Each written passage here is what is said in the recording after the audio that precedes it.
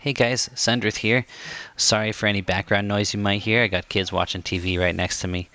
I wanted to make a video talking about why Project Quarm shut down, or I guess why Secrets shut it down. That's going to be the title of the video, but I want you to understand that this is me talking about it, not Secrets. So I don't know exactly why. I can't say exactly why. But the reason I'm making this video is because, I recently got a little angry at some of the things that were said about Secrets by what's the name? Gymnastic Goldfish. But one of the things that was a point of contention that his argument seemed to be based on was the fact that Secrets did shut down the server, and many, if not most, seem to think that was unnecessary. And I myself had the same opinion, that it was unnecessary. Now, unlike Gymnastic Goldfish and maybe some others, I wasn't, I guess, how to say, is holding it against her. I didn't see it as a bad thing to do. I saw it as a difficult decision that maybe wasn't necessary, and I want to go into why. But especially, and I think this is a good topic to talk about because I think a lot of, even just people on Quarm, are like, well, did we really need to shut down the server? Was that necessary? Were we even being looked at by Daybreak? And people who like this Gymnastic Goldfish, who loves THJ and hates Daybreak, and he recently takes this to a whole new level because he hates to see any deal with Daybreak, right? Any friendship with Daybreak, any action that's not, side by side, arms linked with THJ, he doesn't like. And so he's calling Secrets like a coward who betrayed her player base and stuff. And anyway, all of that comes further along the tree. It's the leaves, but I want to try to get to the root so we can understand this decision to shut down the server. So THJ gets sued, and as a precautionary measure, Secrets shuts down the server. And we're going to talk about how necessary this is. But before we do, we should establish some things. Let me think about this for a second. I'm kind of repeating myself here, but first off, whether or not it was necessary, it was a reasonable decision. I do think it's very unfair to think it was not. Unlike THJ, which opened a LLC, which stands for Limited Liability Company, a month prior to launching their server, named Another Quest, Secrets does not have an LLC to limit the liability. In the lawsuit against THJ, Daybreak is not only seeking for the server to be, halted and shut down. They're seeking reparations, and they're not just seeking like however much money you made through your donations. They're also seeking damages. So even though Secrets did not make money like THJ did, she could still get sued for damages. These damages are, we believe, through various numbers and statistics, that the certain percentage of our player base that would have otherwise subscribed and continued to play on our servers was taken over to your emulator server to play there for free, and we therefore lost X amount of money. And maybe there's other damages that they can also increase the dues for. So you got to understand, Secrets is just getting by. She's working as a smaller game developer, so she's not like making bank. So if she gets hit with a lawsuit, she doesn't have any limited liability company to protect her. That's what the limited liability company is for. It's so that should you get sued, the suit can only draw from the assets of the company, protects all of your private assets. So Secret doesn't have this. So if she gets sued, whatever amount the courts decide must be compensated, that comes out of Secrets. So hold on one second here. Okay, so in a reply to my video, Secrets, I guess, happened to see it. And Secrets, please, if you're watching, please feel free to add any information, correct anything. What I'm doing with this video is I'm just trying to get people to understand that shutting the server down, whether or not they agree with it, was an entirely rational thing to do. I myself was of the camp that the server probably didn't need to be shut down. And with this post, the information you gave me, I mean, it was like 60-40, because I definitely I was like, I don't think it needed to be shut down, but it's a real tight call. So either way could go, and there was no sense of like, I can't believe you shut it down in my mind, like, at all. And that's not because I'm a huge fanboy or anything. Like, this is the first you've heard of me, right? But it's just, it logically makes sense, as you say in this post. This was also my this is also my impression. Let me scroll up here a bit here. It's safe to say that if one server was attacked, we were next in line with over 1,000 players on the daily. And I agree with that. Like, that's some serious population. To give an example, back in 2003, this was by Sony Online Entertainment. So it could be a different story, but I don't think we're going to think that Daybreak is more benevolent than Sony Entertainment, really, right? But way back then, as you mentioned, as Secrets mentions in this same comment, she says, let me see if I can get it here. Is it on the screen?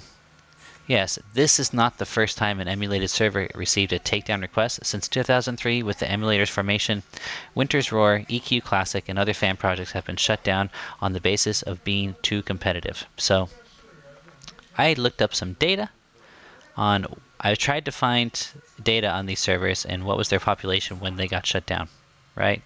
I was not able to find EQ Classic. I did not do too deep of any digging, right? But I was able to find something on Winter's Roar. Fans of EverQuest emulation were dealt a blow today as Sony Online Entertainment threatened Winter's Roar into shutting down their server. Winter's Roar was home to approximately 350 players, and a labor of love for the developers who spent hours a day for nearly 3 years improving this unique game world. So 350 players, right? That's a pretty low population.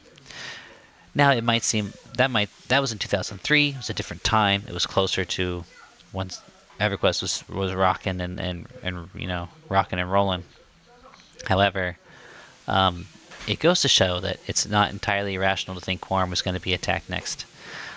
An example that comes to my mind is this. You got to realize that once Daybreak begins to make action against emulator servers, they are now more likely to make action against more servers.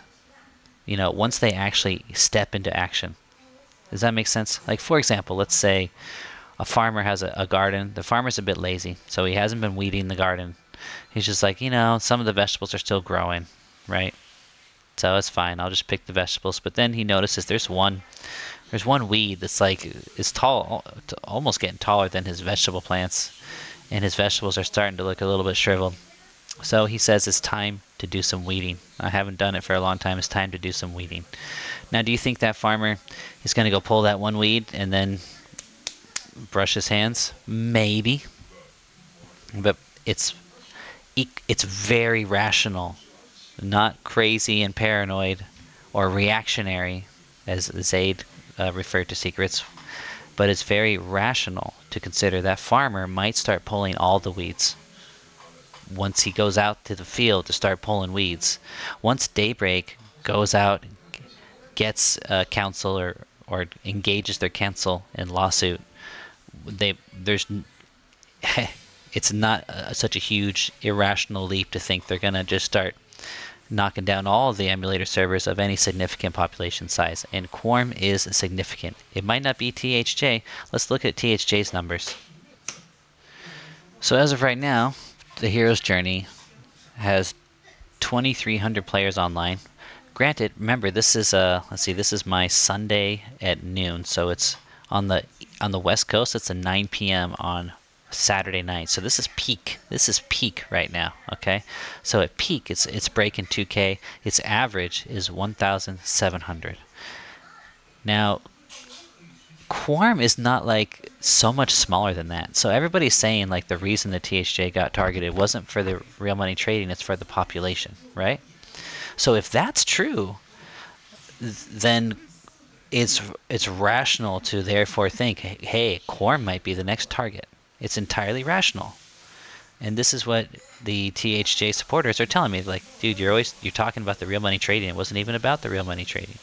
It's about how popular they were. Daybreak was jealous. Now, when you're saying stuff like Daybreak was jealous, I, it's hard to take you seriously. What you should be saying is Daybreak saw it as a business threat. It's not about jealousy, okay? They saw it as a business threat. This server is pulling too many numbers, and people who play there is a significant chance that they therefore will not play and pay for a subscription to play on our servers, right? And so if they're at an average of 1,700 and they're popping on the radar, what is Quarm at? We can see here. Secrets is sharing her rationale with us here. She thinks it is safe to say that if one server was attacked, we were next in line with over 1,000 players on the daily. So if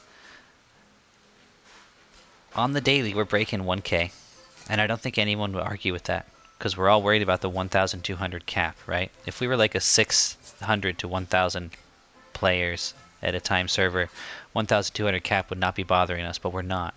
So if THJ is averaging 1.7K and we're worried about 1.2K cap, we're right behind THJ. All right. I know the Quarm people have been less vocal on the video comments as the THJ supporters, so it feels like THJ, and they feel like, oh, this is the best thing ever, so it makes it feel like it's just this huge thing, but it's actually only slightly bigger than Quarm. So for people to be, I think, and there's something else I want to talk about here.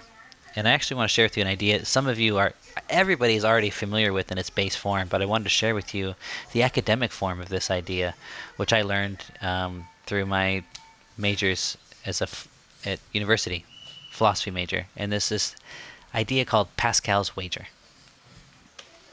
Okay, so this guy Blaise Pascal, who lived in the 17th century, was actually a philosopher, a scientist, and a mathematician. He was very logic-oriented, right?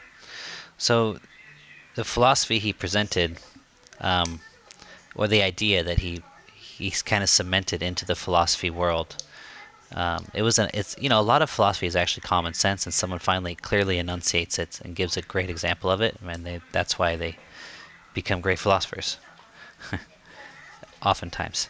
So Pascal's wager is a cost-benefit analysis we're about why one should believe in God. Now, I want you to, when I say that word, try to put away any thoughts actually about God, because right now I want you to understand the concept that comes into play with cost-benefit analysis. Okay?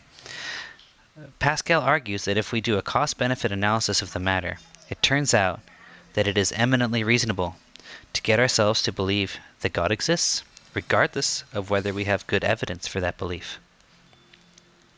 The argument goes something like this. Regarding the proposition God exists, reason is neutral. It can neither prove nor disprove it, but we must make a choice on the matter. For not to choose for God is in effect to choose against him, and lose the possible benefits of that belief would bring. Okay? Since these benefits of faith promise to be infinite, and the loss equally infinite, we must take a gamble on faith. So here's what it is in layman's terms, okay? If you believe in God, you get to go to heaven for all of eternity. Now, how do you measure that much time? That's a lot of time, right? And if you believe in God, what do you lose? Well, you lose the hedonistic pleasures of this life, let's say, because you're restraining yourself from being a hedonist because you want to go to heaven, right? So this life is anywhere from 20 to 100 years, let's say, versus infinity of being in heaven. Or if you don't believe in God, you get to enjoy for 20 to 100 years, but then you spend an eternity, an infinite amount of time in hell. So the cost-benefit analysis requires you to believe in God just in case. Just in case. And this is my point. We can debate about how likely it was that Quarm was actually going to be targeted by Daybreak Games for a lawsuit. We can say that the chance was quite small. However, we got to look at the cost-benefit, okay? What is the benefit of keeping Quarm running? The benefit is about 1,000 people get to play a video game in a particular form that they enjoy. Let's not get too cultish about. I know when we're talking on forums and stuff, we're always very positive and supportive and loving of the game, but we got to be realistic and realize that it is just a game. It is just a game. And not only is it just a game, it's not even the only iteration of said game that you could play for free. So when I hear things like she betrayed her player base because she shut the server down just in case so she wouldn't get sued, I'm really hearing a violation of the principle of weighing cost and benefit analysis. So you see, Secrets is not protected by an LLC. Should she get sued, as she said, let me read her comment here. A judgment against me would instantly render my wife and I homeless, as my wages would be garnished for the rest of my life, and a record in court would ensure that I would be unable to find employment in the field of computer science, where I work as a technical director in games. I don't want to owe a company for the rest of my life, nor undergo that risk to myself and my family. That's reason number one. In light of all this information, the fact that there was an emulated server shut down for having a total of 350 players, and we're well over 1,000. There's a server now being sued and shut down for having an average of 1.7, and we're probably averaging a little over average, like all the time, is probably around 700 to 800. I don't have the numbers. A lot of the information was taken down when Quarm went down, probably to avoid any implications in the lawsuits. But I think we're averaging around, because when I play, it's like the lowest time, and I'm seeing like 600 usually. When there's waves of players in EverQuest servers. At the lowest I've seen it's like 3 or 4, but recently when I've been getting on, it's been around 6. So we could say the average is somewhere between 6 and 1,500, probably on the lower side of the average there. So let's just say 1,000. We have 1,000 average. That's more than half. And I think it's significantly more than any other emulator.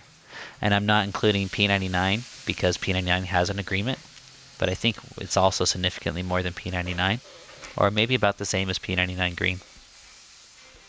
So yeah, it is possible. It is entirely possible. This is my point. It is entirely possible that we could have kept operating and Daybreak would have done nothing to us. There is a possibility of that. But I think there's enough likelihood, enough of a chance, not likelihood because that makes it sound like it's in the majority, but there's enough of a chance that Project Quarm was going to get sued or could have been sued.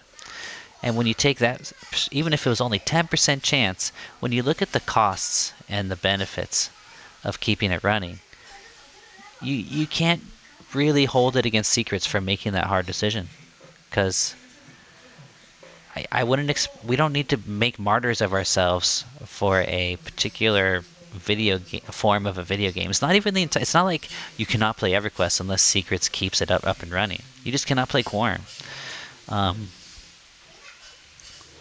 So it's like you want to like. It's not some noble crusade. This is my point. Like to keep the server up is not a huge normal crusade. And let's take a more long-term view.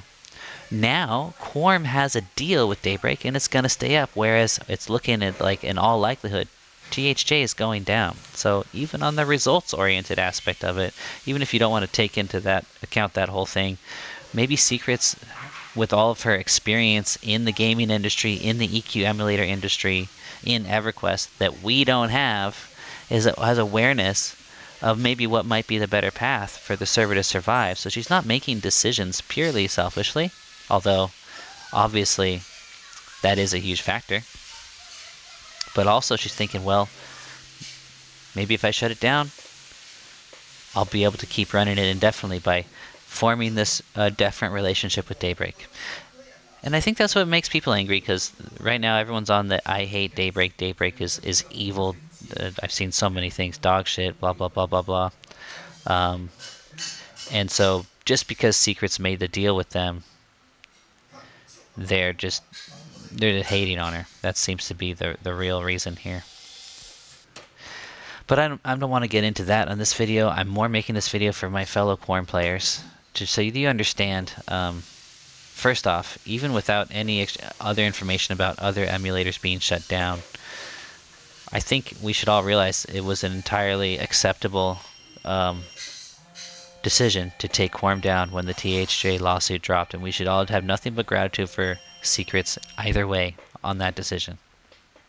And I think we all knew it wasn't being like taken. Like she's like, oh no, emulator's being sued. Sorry guys, I'm just deleting the server, because that would be the truly somewhat selfish decision. But she's like, no, I'm going to take it down, and I'm going to reach out to Daybreak and try to make a deal. That was brave. Gymnastic Goldfish was saying that THJ was so brave, they got such brass balls because they're fighting the lawsuit. That's because they got an LLC. They got nothing to lose except for the money they already made. And they're going to have to give that up anyway.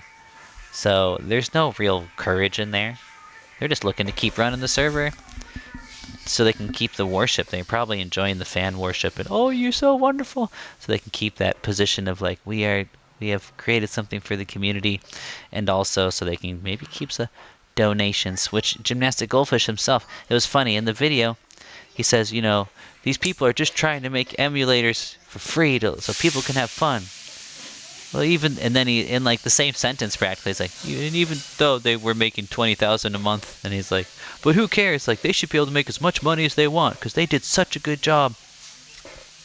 I don't want to get too far into that, but I think it speaks for itself. I don't have to say anything about that kind of line of thought. Secrets was not making money, so she was really doing it as a labor of love. But it is a game in the end, you guys. It is a game, and so it's not worth the cost benefit. It's not worth it. She was totally in the right to take the server down. And at first I was like, you know, I can understand it was probably a good decision. And if it leads to a deal with Daybreak, then I think it was the best decision, which it did, right? But even prior to the deal with Daybreak, when I was kind of like, well, I think we could have just kept playing, you know, but I wasn't in any way negative towards Secrets for deciding to take it down. I don't think, as Zaid said in his video, she's just reactionary. It's like, dude, of course she is. She's got a server with over 1,000 players. And another EQ emulator just got sued. Like, people trying to paint Secrets out to be like irrational. I think anybody in their shoes would feel it like quite irrational to continue to, in the face of being sued, to continue to host this private emulated server of EverQuest. It's like, just, you can play on another server. There's no noble crusade here to die for. There's no hill to die on that's really worth it, you guys. It's a video game. And that being said, she's done her best, and look where we came out. So she did great, you guys. I don't want to talk too much about the custom content. Gymnastic Goldfish has doubled down. He didn't give any specifics to support his position. He's like, no, Quarm is definitely gutted. And I'm going to let that speak for itself too. I nothing else to say. I tried to say stuff to him to be like, dude, you're embarrassing yourself. Because he is, and no one's going to say it. They're just going to be silent. When you look at the comments, they talk about the player cap in the deal. That was a bad thing. And that is going to be the hardest part of that deal. But the content for Quarm is like almost entirely preserved. I tried to tell him, but I probably wasn't polite enough, and he probably didn't care enough to hear what I was saying. Those two things combined caused him to just be like, you know? Like, and then double down on, no, it's gutted, man. It's gutted. Like, I'm happy you think it's gutted. Gymnastic Goldfish, as you're watching, I am happy you think that. Because now that we have this player cap, I don't want everybody from THJ coming to my server. But I'm just like astounded that you think that. It's just so off base. Like I said, if you're in good faith, just like find someone who agrees with you on everything else. who loves THJ as much as you do, but they happen to also play Quarm, and like ask them privately, like, hey, like, is Quarm like dead now because of the custom content removed? And then see what they say. And maybe you can hear it from them. Or don't, and just think it's dead, and stay away, please. Stay away. Don't add to the player count. If it were me, bro, if I were Secrets, and after all this came, you started playing on Quarm, which I know you won't out of principle now, but if you did, I would just ban your account. But I'm not as people keep Zayd called Secrets reactionary, but she is super like she's not saying anything. She sees all this stuff, all this vitriol. She sees it and she just doesn't say anything. Whenever some emotional things happening all throughout the time Quarm's been going on, they release some content that they do this, and a bunch of people bitching and moaning about this or that. And Secrets is very much just like not saying very much or saying something polite. Like I hear what you're saying and thank you for your input. So I heard Zayd say she's a reactionary. I heard some other mention that she had other servers that just shut down, so she can't be trusted to run the server. But all I know is Quarm's been running solid, and all I've seen with my own two eyes has been nothing but professionalism. So I don't know. I don't know what past experience Zayd had with her that made him so condescending towards her, but I think she's doing a great job. And I think the takeaway again, the conclusion again, was the decision to shut down the server was in no way paranoid or reactionary. Well, it was reactionary if you look up the definition of reactionary. It was a reaction. But it wasn't irrational or paranoid. It was entirely rational. Thomas Van, what do you think, man? Can you give me a comment? What do you think? You have business experience. THJ's getting sued. Your Secrets. Would you take the server down? And even if you would not, isn't it rational for somebody to make that decision? It's not like totally crazy to make that decision, right? So I just more for Quarm people, I want you to feel it, because I know some Quarm people were like, why'd you take the server down? You totally didn't need to, and blah blah blah blah blah. Hopefully I've shared something that kind of gives you more of a perspective, like, well, yeah, I understand now. And if you're a THJ person who I know you're not going to like Quarm and you love THJ and you're angry about the deal, but at least understand the Secrets. She made a server, a beautiful server, for free, no intention at any point to make profit. And not making a dig really, but you got to take that into consideration. That is a key difference here. And she took the server down so she wouldn't get sued. She's just being careful. I don't know why we have to attack her character about this, So if you are a THJ fan, I'm gonna urge you to reach out to our brother, Gymnastic Goldfish, and anyone else, because I'm really not just talking to him. I think there's a whole bunch of people who are getting tribal and like this about it. Reach out and be like, hey, bros, yeah, we all want THJ to live, and maybe that Daybreak deal does hurt our case. However, we don't have to be so hateful and vile towards Secrets and stuff, because that ain't cool, That ain't cool. So, I mean, I'm probably guilty of the same thing to some degree. I was kind of angry with the THJ devs for taking up the lawsuit. I was angry when I found out, after the lawsuit dropped, I found out that they had created an LLC called Another Quest. It's just so blatant. And then they started profiting off of, I think there was a time when it first came out, people they're not profiting, they're just taking donations to run the server. But I think people have accepted the facts that they were profiting, still are maybe, from THJ. So I think they crossed the line there, and it put the whole EQ emulator community at risk. So I'm a little angry for that. But I think that's I'm hating the sin, not the sinner. I think that the hatred towards Secrets is not actually for anything she did. It's just because you're angry that they made a deal with Daybreak and that might hurt your agreement with THJ. So you're just angry at her for making that deal with Daybreak because it hurts your interests and not really like. And so you attack her character, but it's actually baseless accusations. Anyway, that's all I got to say on the matter. This is probably the last of it. I'm going to the countryside in a couple days. No Wi-Fi, so I'll be able to play because the playing connection requires very little data, but I will not be able to upload any videos. I might be able to get off. I might sneak off to the my wife's brother's barbershop where he does have Wi-Fi, hang out there for a bit, and maybe when I do, I can upload a video or two. So they might come sporadically. Hardcore Mage or any other thoughts I might have. Maybe if I made a video on the Quarm's custom content and I went through it like a story.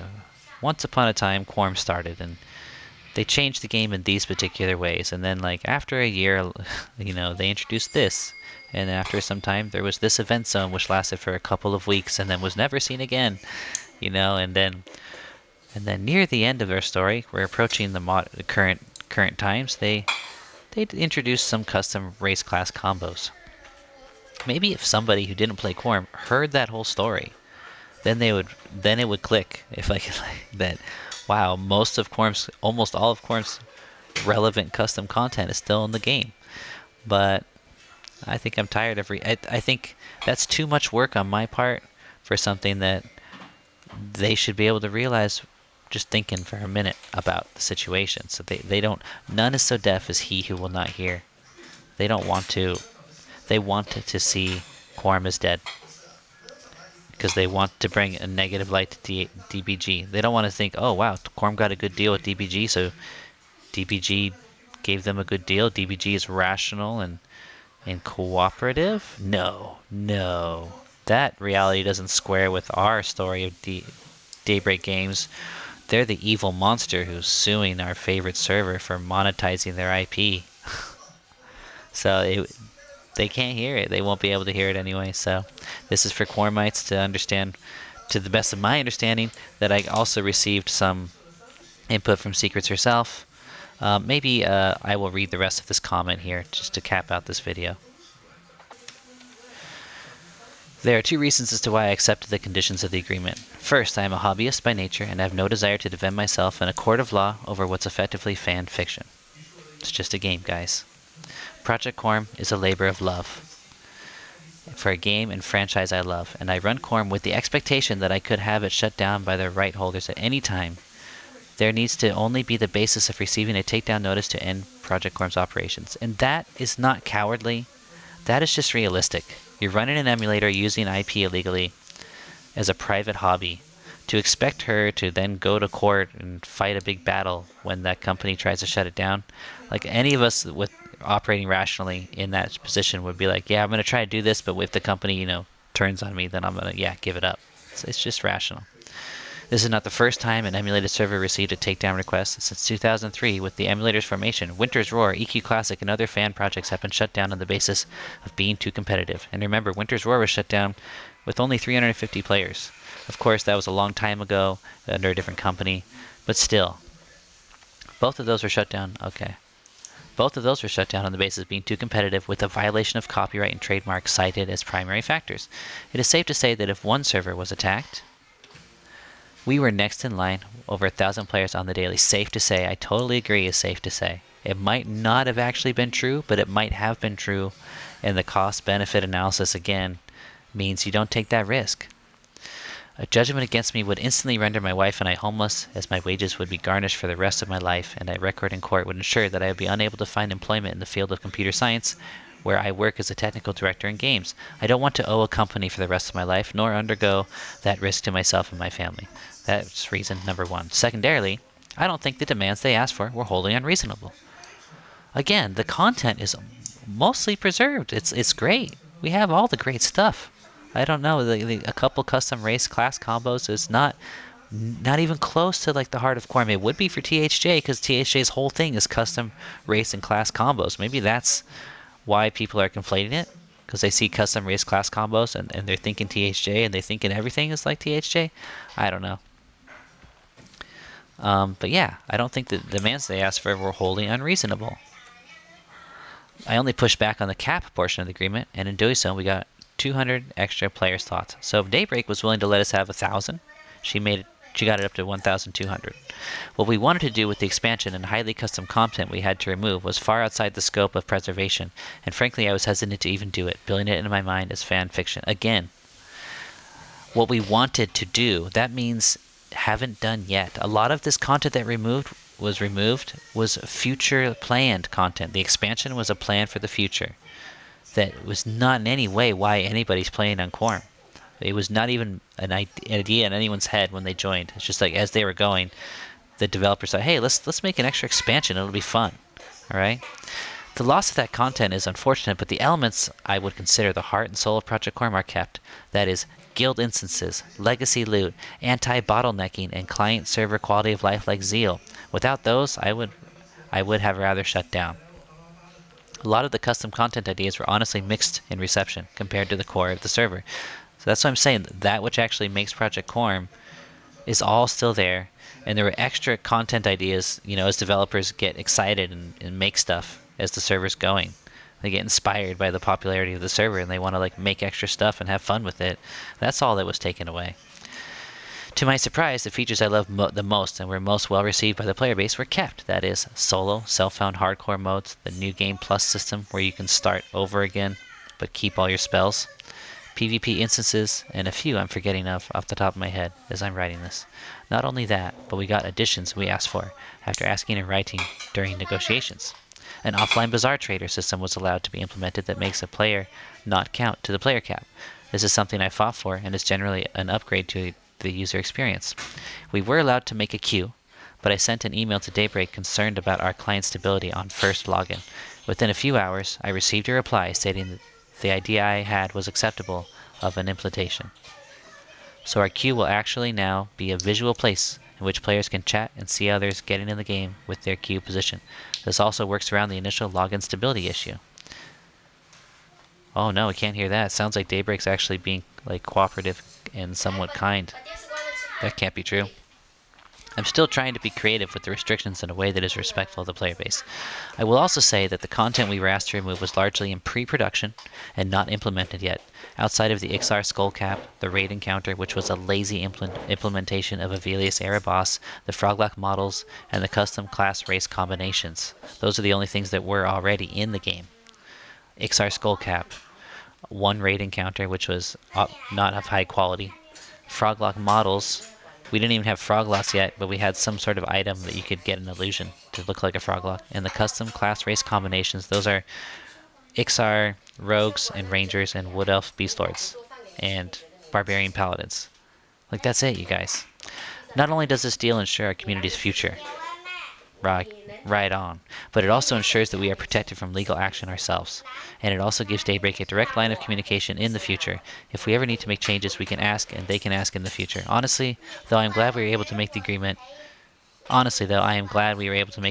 This has been one of the most stressful moments of my life for the last 3 weeks. I'm coming down from that stress and preparing to grind out the changes we need to make starting next week. If anyone has ever seen me work on livestream, you know I work quickly, and I look forward to getting our project back soon. And as an addendum, in case anyone else was wondering, because I was wondering, Pop will still be coming out, as far as we know. I asked in that comment thread, I said, "Thank you, Secrets. I'd like to ask, are we going to be stuck at Luckland, or is Planes of Power going to come out?" She said, "Planes of Power will be coming out." So, that's it, you guys. I think we should all have nothing but gratitude to Secrets. And even if you don't have gratitude because you're not a Quarm player, I don't think there's any reason to have any vitriol or to call her character into question. Any true, honest, good faith reason to do so. Best of luck, everybody. Catch you later.